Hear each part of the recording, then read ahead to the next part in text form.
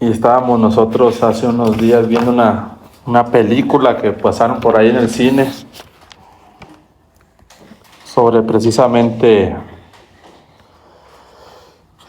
el libro del Apocalipsis y la historia de la iglesia, aunque pronto nos dimos cuenta, hermanos, que pues era más como una película para pues sí, como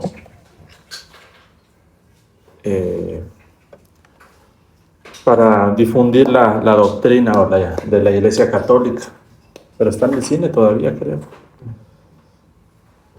Pero por otro lado también nos hizo meditar mucho en el libro del Apocalipsis también, hermanos, en el libro del Apocalipsis y también en la historia de la iglesia. Algo que ha estado viniendo a mí seguido es la historia de la iglesia, hermanos, la historia de la iglesia. ¿Qué pasó? ¿Qué pasó en esa historia? Y tenemos que ver nosotros, hermanos, que pues la historia de la iglesia, después de que nuestro Señor parte, bueno, se va de esta tierra, ¿verdad? Pero viene ahora el Espíritu, que es el mismo Señor. Él fue, dijo que si Él se fuere, vendré otra vez a vosotros, dijo. Y vino el Espíritu Santo. Sin embargo, vemos en la iglesia, ¿no? Sí vemos en la iglesia que va a experimentar un declive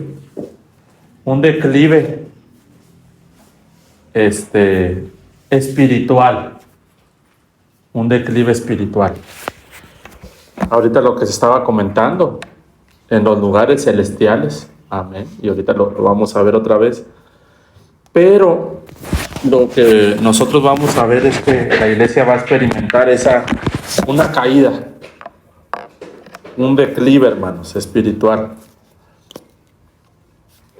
Y contrario o en contraste a esto, va a experimentar la iglesia un ascenso, pero digamos no espiritual. La iglesia va a comenzar a despegar, hermano, a despegar. La mayor parte de la iglesia va a comenzar a subir, pero ya no en el espíritu, sino, diría yo, en otro espíritu, materialmente, económicamente. Digamos, el cristianismo, la iglesia del Señor va a ir hacia arriba, sin embargo, no en el espíritu de Cristo y en la vida que Cristo le había dado. Y con base en esto, yo creo que el Señor también está restaurando a la iglesia, hermano. El Señor nos está restaurando, ¿verdad? Él dijo, yo edificaré mi iglesia, y yo creo que Él está restaurando a su iglesia. ¿Sí? Entonces yo quisiera hablar ahorita, en estos minutos, acerca de ese declive espiritual, hablando un poco también de la iglesia, la historia de la iglesia, muy brevemente, un mega resumen, pero viendo aquí algunas cosas que también son necesarias recordarlas en nuestra vida, ¿verdad, hermanos? Ahora, yo les voy a hablar de 4 etapas. 4 etapas, hermanos. 4 etapas. Y vamos a hablar de la primera etapa de la iglesia, etapa espiritual, que puede ser, hermanos, denominada como la etapa espiritual. La etapa espiritual y del gobierno de Cristo. Esta fue la primera etapa, hermano, sin duda alguna, la primera etapa. Ahora, miren lo que dice el libro del Apocalipsis, capítulo 12, porque aquí hay una figura. Hay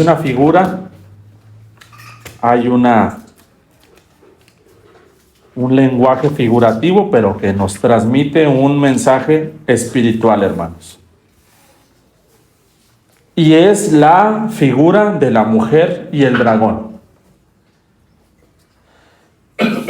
Hay muchas interpretaciones, cada una de esas interpretaciones el Señor las ha inspirado, alabamos al Señor por ello. En cuanto a esta mujer en el cielo, sin embargo, para esta ocasión quisiera que viéramos a esta mujer como el pueblo de Dios. ¿Sí? La mujer, pueblo de Dios. Por esta ocasión, aunque hay más interpretaciones conforme a la propia palabra. La Biblia no es de interpretación privada, sino que el Espíritu nos lleva a mucho en su propia palabra. Ahora, miren cómo esta mujer, hermanos, es espiritual y en ella hay un gobierno. Y es el gobierno de Cristo, hermanos. Noten lo que dice Apocalipsis 12:1. Observen. Dice, apareció en el cielo una gran señal. Una mujer, ¿verdad? Una mujer vestida del sol con una luna bajo sus pies y sobre su cabeza una corona de 12 estrellas. Lo único que yo quiero que vean, sin meternos en este momento mucho en los elementos, simplemente que es una mujer que está ¿dónde, hermanos? Dice que la visión, Juan, Apocalipsis 12:1, Juan la tiene ¿dónde? En el cielo. ¿Sí? Cielo. Lo que acaba de comentar Ivonne, muy importante. Sentados en los lugares, ¿qué? Celestiales. Ahora, cuando nos referimos a los lugares celestiales, queremos decir que esta es una mujer, hermanos y hermanas, enfocada en las cosas de arriba y no en las de la tierra. ¿Me explico? A eso queremos dar a entender, que esta va a ser una iglesia enfocada en las cosas de arriba y no, ¿qué? En las de la tierra. ¿Cómo fue la iglesia, por ejemplo, primitiva? Vamos a darnos cuenta que en esa iglesia había poco materialismo, digamos. Al punto dice la palabra que se dice ahí que cada uno decía que no tenían nada suyo propio, sino que todos tenían, ¿qué, hermanos? Todos tenían las mismas cosas en común. Una cosa nada más, eso. Pero vamos a ver que el andar de esta iglesia primitiva, los primeros años, va a ser, hermanos, una iglesia que está, como se acaba de decir, insisto, sentada en los lugares celestiales. ¿Con quién? Con Cristo Jesús. Ahora, eso es lo primero, mujer en el cielo. Pero esta mujer, hablando del gobierno de Cristo, dice unos versículos más abajo, en el versículo, por ejemplo, en el versículo 4, en el versículo, digamos, 5, hermanos. Esta mujer está embarazada y dice, y ella dio a luz un hijo varón, ¿sí? Que regirá con vara de hierro a todas las naciones, y su hijo fue arrebatado para Dios y para su trono. ¿Quién es ese hijo varón, hermanos? Ese hijo varón es Cristo, ¿sí? Ahora yo quiero que vean que ese hijo varón tiene consigo una vara de hierro y dice que esa vara es para regir, hermanos. Regir. Esa palabra, esa vara representa su palabra. ¿Ok? La vara representa la palabra. Y regir, eso quiere decir que es alguien que gobierna. ¿Me doy a entender?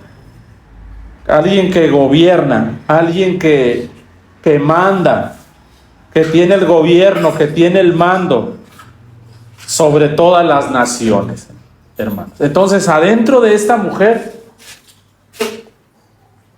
vemos al Señor Jesucristo formado o dentro de esta mujer está llena, digamos, de nuestro Señor Jesucristo como un gobernante. ¿Sí? Por eso yo hablo de gobierno de Cristo. Porque la mujer está llena del gobierno de Cristo, hermanos. Esa es la primera etapa. Y es una etapa gloriosa porque es en el cielo y la mujer está llena. Entonces, es una iglesia celestial, pero también es una iglesia llena del gobierno de Cristo. Y entonces, hermanos, en toda esta primera etapa, digamos desde el año 30 hasta el año 100, hermanos, del 30 al 100 después de Cristo, del 30 al 100 después de Cristo,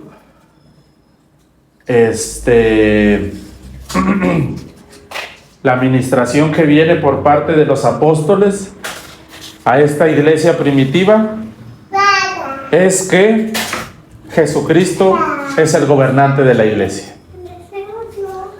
Se acaba de leer también un pasaje hace un momento donde Pablo está diciendo que Dios estableció a Cristo como,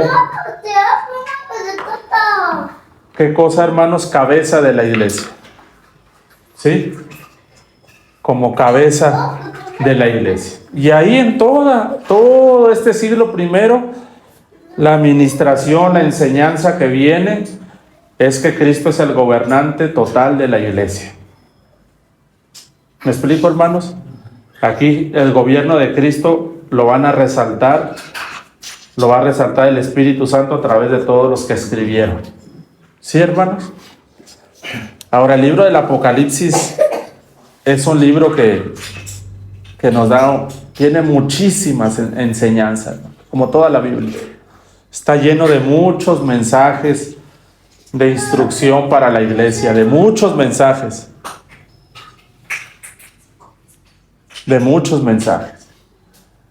Ahora, miren el Apocalipsis capítulo 1, porque el mismo Señor en este capítulo se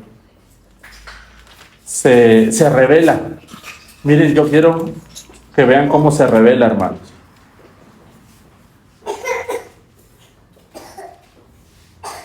Miren cómo se revela el Señor en Apocalipsis capítulo 1 y en el versículo 20.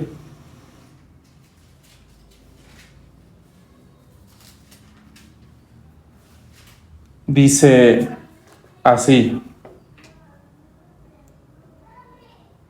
Dice, el misterio de las 7 estrellas que has visto en mi diestra y de los 7 candeleros de oro.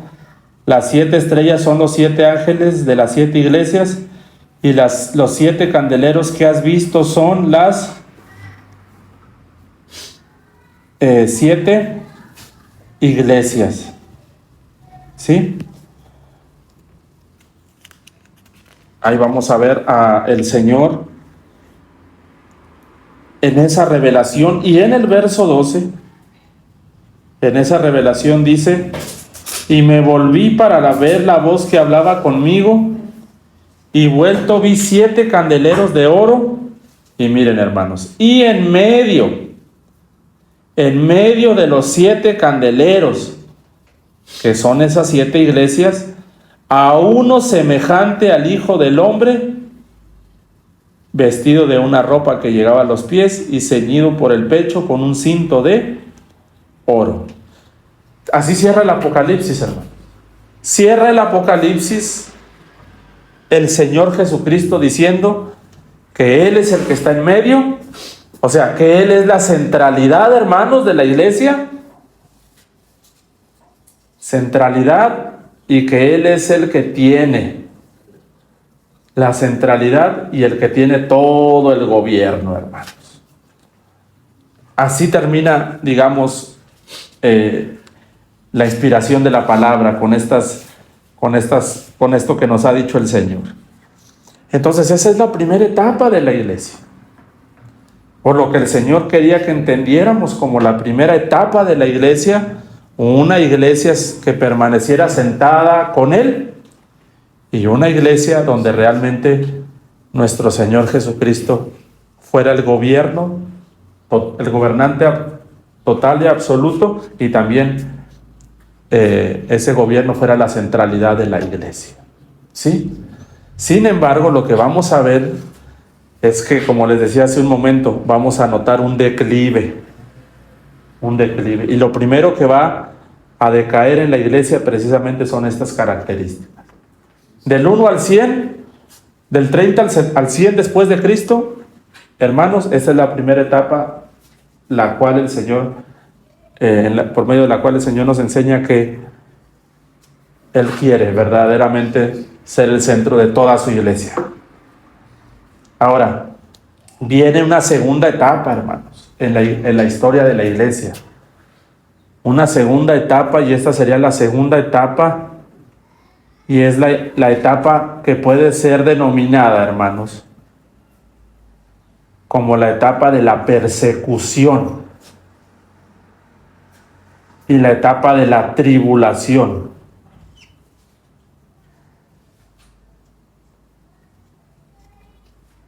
Persecución y tribulación, hermanos. Va a ser la segunda etapa. Va a ser la segunda etapa, mis hermanos. Persecución y ¿qué, hermanos? Tribulación. Esa va a ser la segunda etapa. No todo fue fácil en el primer siglo de la iglesia. No todo fue fácil. Pero lo que sí podemos nosotros ver por medio de la historia es que posterior a lo que tenemos escrito en el siglo 100, de hecho el mismo libro del Apocalipsis ya había ahí tribulación y persecución, pero lo que vamos a ver en los siglos venideros, por lo menos, hermanos, del año, pues todo el siglo I de hecho fue persecución. Por ejemplo, la persecución de Nerón, de la persecución de Domiciano, que es en los tiempos de Juan. Pero lo que sí vamos a ver es que sí es una realidad, es que digamos, desde el 100 hasta más o menos como el 315, por poner una fecha aproximada, no es que en ese año ocurrió, pero aproximadamente, buena parte de estos años del siglo número 2 y hasta parte del siglo IV, sí va a haber mucha tribulación, hermano, y mucha persecución para la iglesia del Señor. Sí es cierto que va a haber algunas persecuciones, unas más fuertes que otras, por parte tanto del gobierno de Roma como de sus ciudadanos, como también de buena parte del pueblo judío. Porque el pueblo judío, recuerden que no estuvo de acuerdo con que los seguidores de Jesús reconocieran a Cristo como el Mesías, ¿verdad?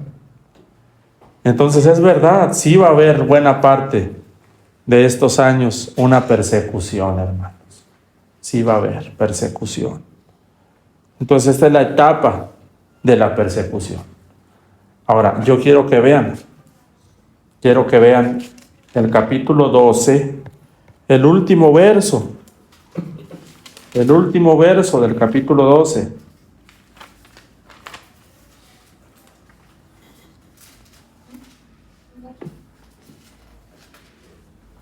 Capítulo 12, verso 17.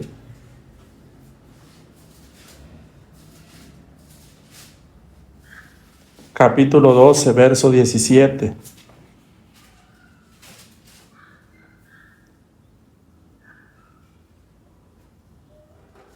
Miren lo que dice.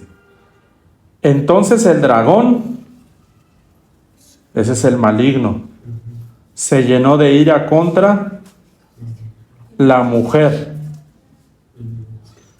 Y se fue a hacer, ¿qué, hermanos?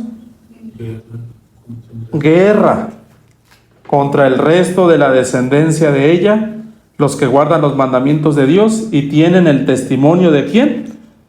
De Jesucristo. Entonces ahora es la etapa de la persecución, de la tribulación y de la guerra para la iglesia. ¿Sí?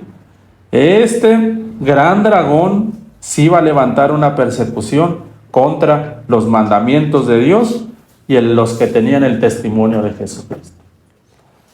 Entonces aquí se menciona históricamente 10 persecuciones, aunque hubo más. Eso solamente es una fecha así que alguien ha plasmado, han llegado a plasmar, y se ha hecho muy famosa entre la historia de la iglesia, pero realmente, hermanos, no solamente hubo 10 o 11, son incontables. O sea, esas las que se pueden contar por parte del Imperio de Roma, pero muchas veces se levantaron propios ciudadanos paganos, mundanos, idólatras, judíos, y de esas no hay registro. Muchas veces no hay registro. Muchas veces, por ejemplo, Timoteo se dice que murió perseguido. Murió Timoteo a manos de una persecución en una ciudad, cuando supuestamente estaban haciendo una especie de peregrinación a un ídolo de Roma y de Grecia, y ahí lo mató o lo golpeó una turba. Pero esa persecución no la ordenó ningún emperador. Esa persecución fue porque la gente ahí se sintió ofendida y lo mató. Entonces, muchas persecuciones así tomaron lugar. De algunas tenemos registro, de otras no sabemos nada, pero yo les garantizo que más de 10 persecuciones fueron, sin duda alguna. Muchas veces era en los barrios, en las casas, en las familias, en distintos lugares, persecuciones, insisto, que no ordenaron los emperadores de Roma, pero la ciudadanía no los quería. Muchos perdieron sus trabajos, muchos fueron maltratados, y yo sí creo que es importante aclarar que no solamente fueron 10 persecuciones, fueron muchas persecuciones. Pero esta va a ser la etapa de la persecución y de la ¿qué, hermanos? Tribulación. Ahora, las persecuciones que más se resintieron, eso sí fueron las que autorizaba la autoridad romana, es decir, el imperio. Porque prácticamente todos tenían o eran alentados, o tenían una especie de licencia para perseguir a los seguidores de Jesús. Ahora, yo quiero que vean un verso aquí, en el capítulo 13, verso 1, hermanos. Capítulo 13, verso 1. Capítulo 13, verso 1. Vamos a ver el famoso capítulo de la bestia. ¿Ok? Simple y sencillamente, ¿qué representa esta bestia que vamos a leer? Para los tiempos de Juan, representa el poder imperial romano. Miren lo que dice el verso 1. Me paré sobre la arena del mar y vi subir del mar una bestia que tenía 7 cabezas y 10 cuernos. Son las mismas características del dragón. Y en sus cuernos 10 diademas y sobre sus cabezas un nombre blasfemo. ¿Ok? No vamos a leer más descripciones de la bestia, pero simple y sencillamente, hermano, simple y sencillamente aquí le pongo que la bestia representa la autoridad de Roma, ¿ok? Simple. Apocalipsis 13:1. 13:1, hermanos. Simple. Ahora, esa bestia, miren lo que hace, lo que lleva a cabo contra los santos. Verso 7. Verso 7. Apocalipsis 13:1,7. Miren, hermanos. Y se le permitió, ¿qué? Hacer guerra contra y vencerlos. También se le dio autoridad sobre toda tribu, pueblo, lengua y nación. Para este tiempo, hermanos, del siglo 100 hasta más o menos esta fecha, el pueblo de nuestro Señor Jesucristo ya se había dispersado, ya se había expandido mucho la fe. De tal manera que el pueblo de Dios ya está presente en toda tribu, pueblo, lengua y nación del Imperio Romano, prácticamente, o en buena parte. Ahora, entonces, esta bestia tiene prácticamente la autoridad de llegar, hermanos, a todos lados.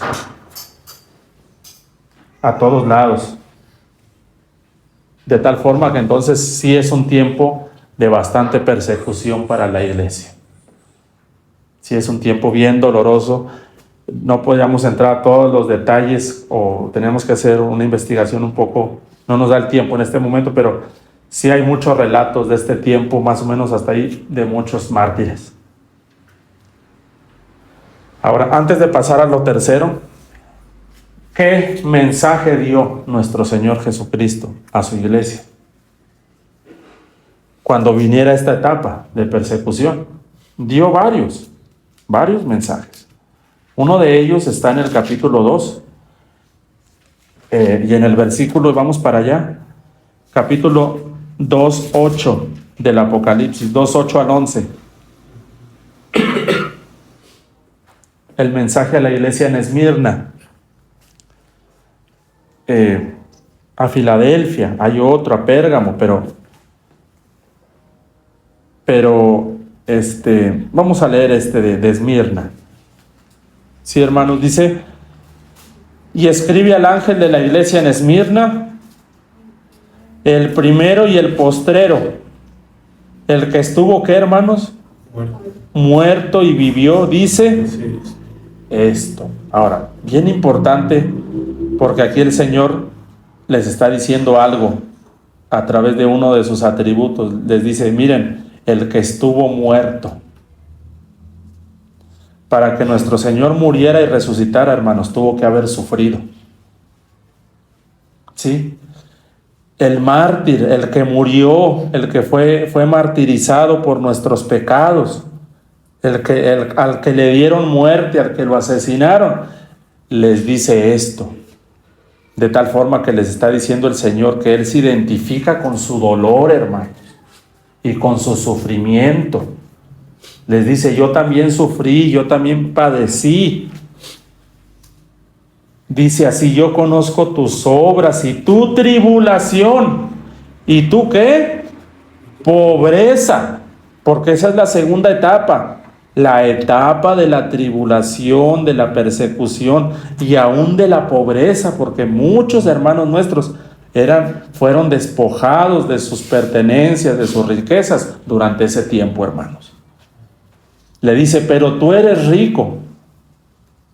Y la blasfemia de los que se dicen ser judíos y no lo son, sino sinagoga de Satanás, o sea, del perseguidor. No temas en nada lo que vas a, ¿qué, hermanos? Padecer. Es la etapa del padecimiento, hermanos, de la tribulación, de la persecución. He aquí el diablo echará a algunos de vosotros en la cárcel. ¿Dónde? En la cárcel. A través de la persecución, ¿sí? Para que seáis probados. Entonces, esa etapa también es la etapa de la prueba, hermanos. La etapa de la prueba. Y tendréis tribulación por 10 días.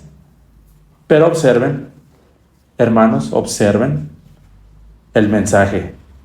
Sé fiel ¿hasta dónde? Hasta la muerte. Y entonces yo te daré la corona ¿de qué? De la vida, hermanos. Entonces, para esta etapa, este es el mensaje que nuestro Señor les da. No tengan temor, sean fieles, el Señor echará a algunos de vosotros, el maligno, echará a algunos de vosotros en la cárcel, pero ustedes deben retener su fidelidad. Y entonces recibirán la corona de la vida. Y el verso 11 termina diciendo, escuchen lo que el Espíritu dice ¿a qué? A las iglesias. Entonces, aunque esto es para Esmirna, en realidad es para todas las iglesias, ¿verdad, hermanos? O sea que, de pronto, si esta carta de Esmirna la leía la iglesia que estaba en Egipto en ese tiempo, el mensaje también era para la iglesia en Egipto, o en Babilonia, o en España, o donde estuvieran, hermanos. Este fue el mensaje, entonces, mis hermanos, para la iglesia ¿qué? Perseguida. El mensaje a Sardis. Ahora, a partir de la etapa 3,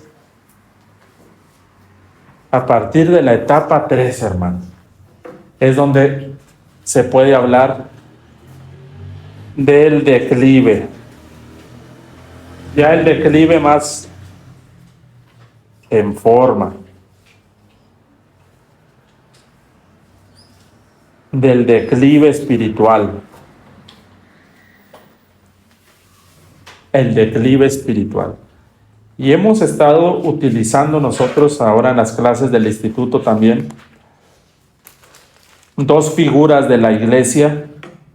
Una figura es la del Apocalipsis 12 y otra figura de la iglesia es la del Apocalipsis 17. Lo he mencionado también aquí con ustedes en algunas ocasiones. La primera es la iglesia que ya les dije, la celestial, pero el Apocalipsis 17 es la iglesia caída. Es la iglesia terrenal, que es la gran ramera, ¿verdad, hermanos? Es la iglesia que cayó. Es la iglesia que se degradó, que experimentó un declive espiritual. Ahora, vamos a leer un verso en Apocalipsis 17.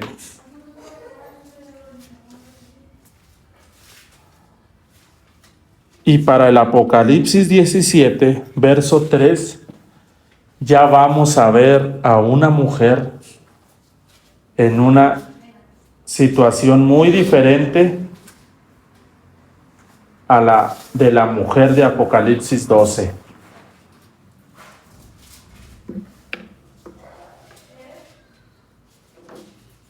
Apocalipsis 17, verso 3.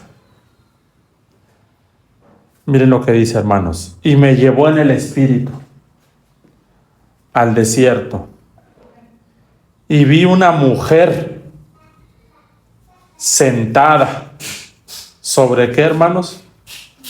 Sobre una bestia escarlata llena de nombres de blasfemia que tenía 7 cabezas y 10.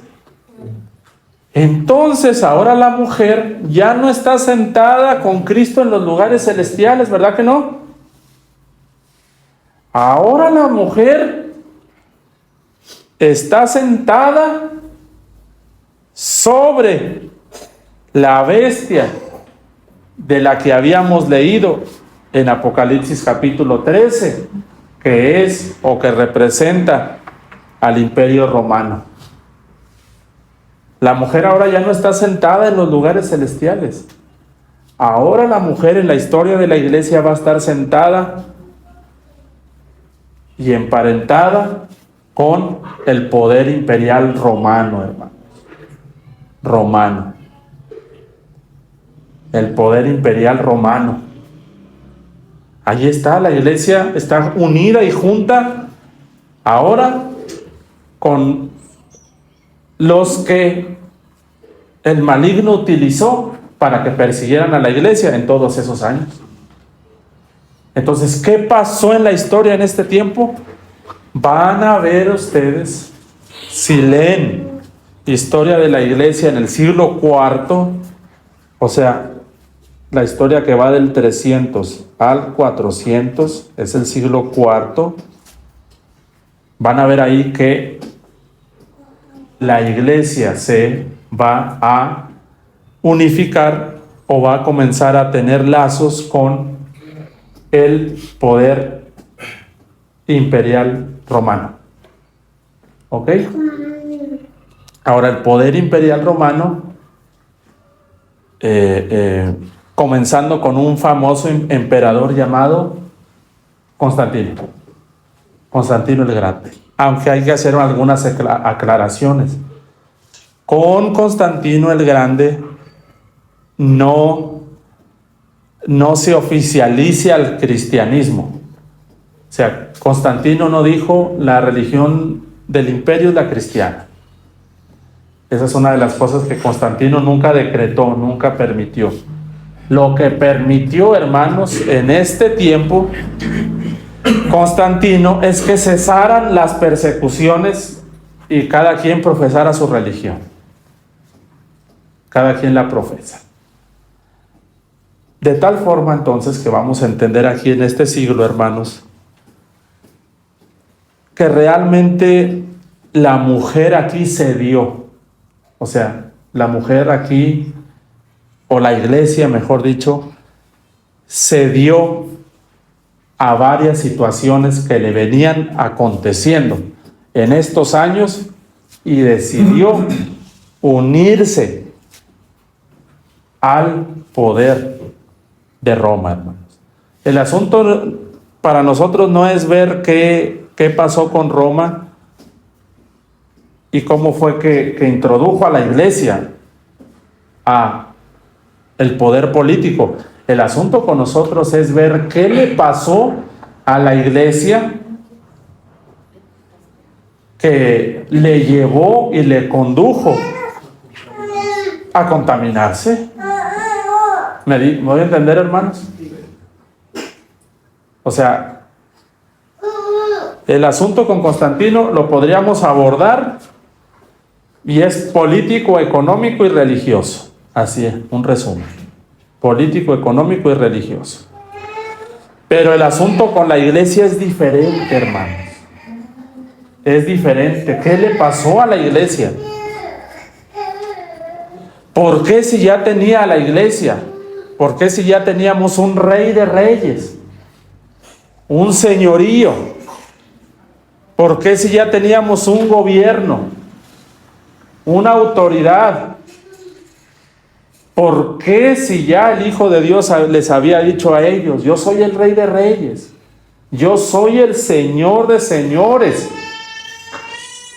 ¿Por qué razón la iglesia de Jesucristo, hermano, terminó eligiendo, yendo en pos y deslumbrándose ante un poder terrenal imperial, hermanos? ¿Qué les pasó? ¿Me doy a entender, hermanos? ¿Qué les ocurrió? ¿Por qué razón? ¿Por qué razón dejó de ser suficiente Cristo? ¿Por qué razón el Señor ya no les fue su centralidad? Porque aquí en el siglo I el Señor les está diciendo por todos los medios, yo quiero gobernar. Yo quiero ser tu rey. ¿O no teníamos rey, hermano, ya?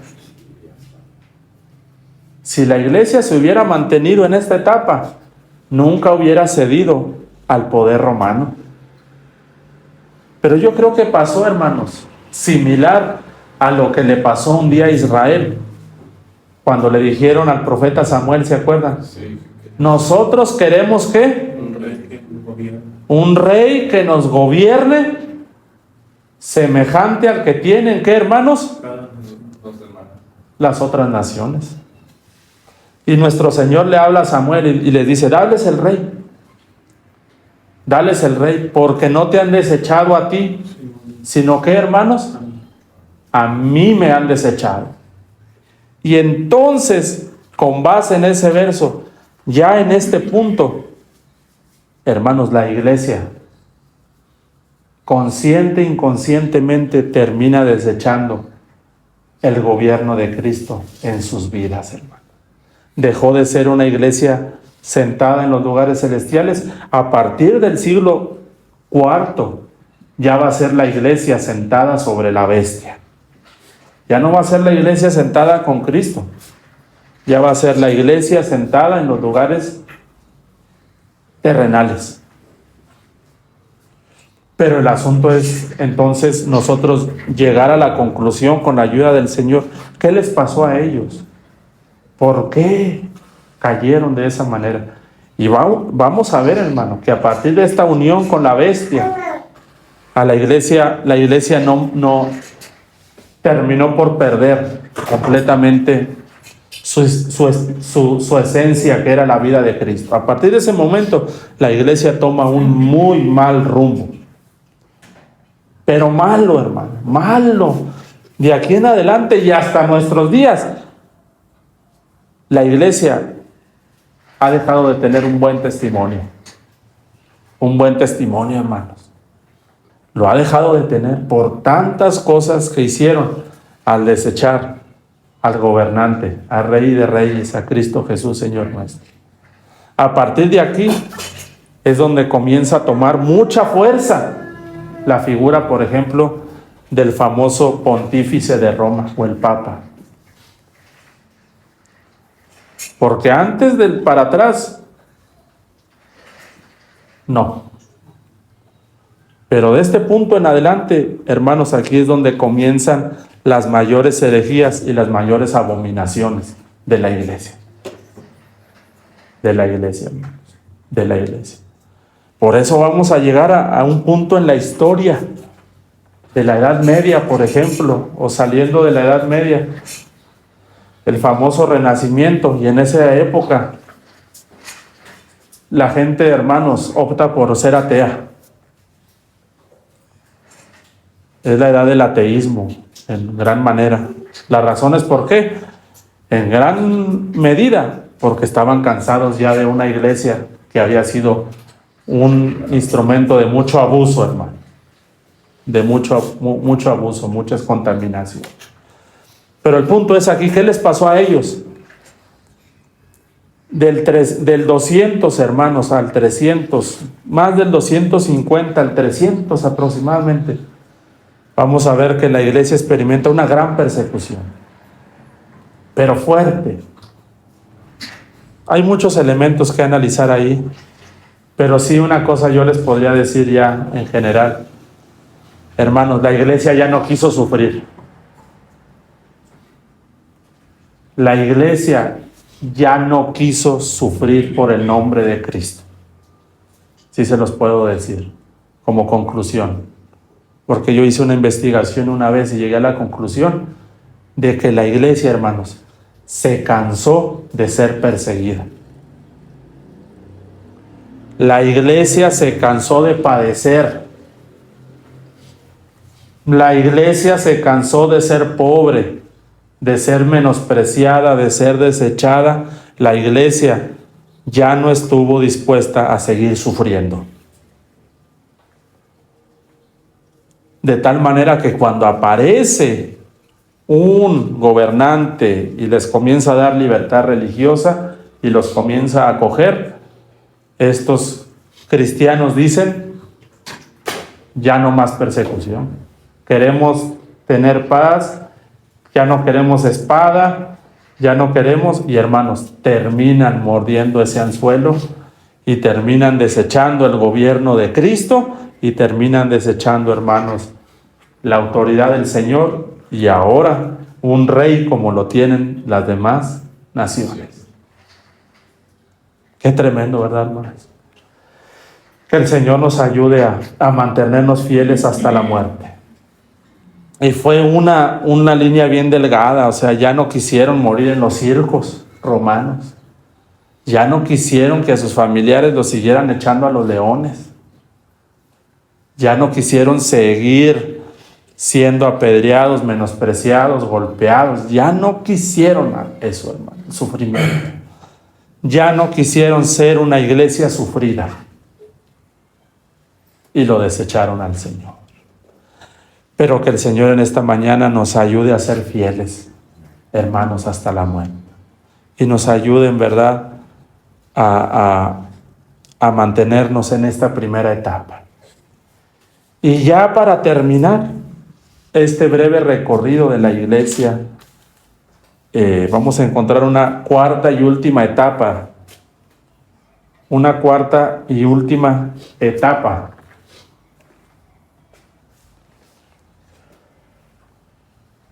Una cuarta y última etapa que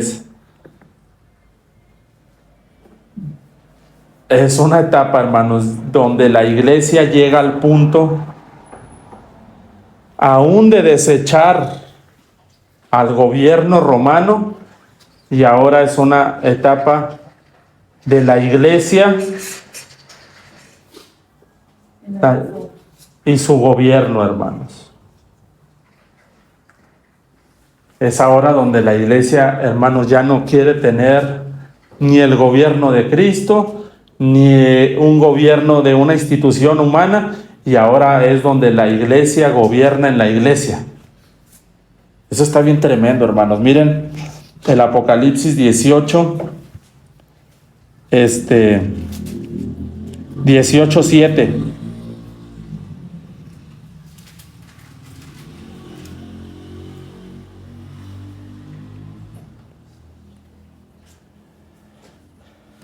Y miren lo que dice.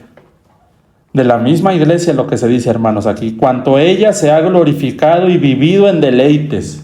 Oh, hermano, a partir de ese siglo IV, así van a vivir los grandes dirigentes de la iglesia. En glorias, en deleites. Dadle tormento y llanto porque dice en su corazón: yo estoy sentada como, ¿qué, hermanos? Como reina. Como reina. Apocalipsis 18:7. Y ahora algo que yo veo en la iglesia es que Roma ya no nos gobierna, hermano. ¿Verdad que no?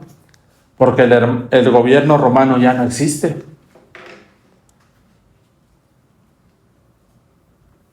Hasta ahora, el gobierno político de cada nación, o por lo menos de esta nación, realmente no interfiere en asuntos internos de la iglesia. ¿Verdad que no? O sea, por ejemplo, el gobierno aquí que tenemos no nos dice: bueno, reuniones nada más los domingos, entre semana ustedes no se reúnen. No se reúne cuando el Señor lo convoca libremente, ¿voy a entender?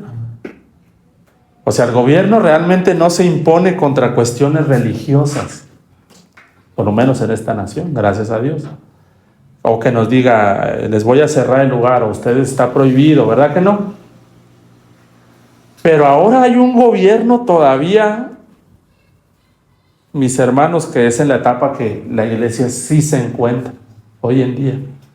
Y es donde la iglesia gobierna a la propia iglesia.